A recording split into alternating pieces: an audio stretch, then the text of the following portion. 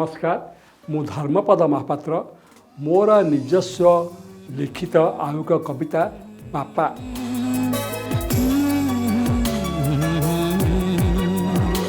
निज जीवन को बाजी लगे पानी छड़े संतान ओठरे हसटे पाई जेते कष्ट आसु पछांती नहीं से ही बापा। कथारे अच्छी बापा थिले पुओ सभारे हारेनी बापा थिला झीर गिल्हा भी सरेनी।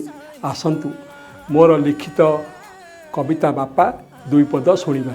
केनेई पारेना बापांक स्थान स्वर्गठू विशाल तांकरी मन तांको हृदय खेले आमरी दिन भावंती संतान ओ मु एक अभिन्न।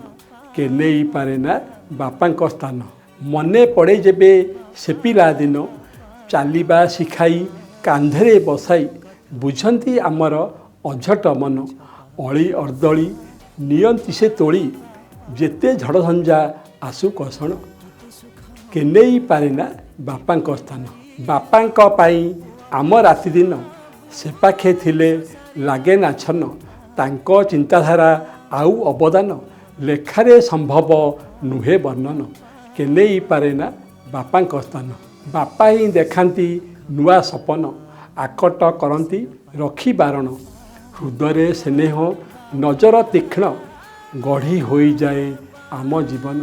केनेई पारेना बापांक स्थान बापांक सुकृत पूर्ण समर्पण करती तो कृपा सेचका नयन हेले प्रतिष्ठित बुझे तांक मन तांको आशीष पितृलोके भी प्रीतिपूर्ण।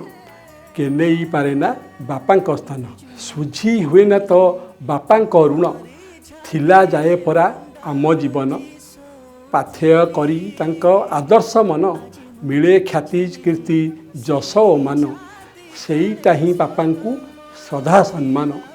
केनेई पारेना बापांक स्थान स्वर्गठू विशाल तांकरी मन। रहुछि नमस्कार जय जगन्नाथ। तुम्हारी छाती रे मुंडा गुंजी सो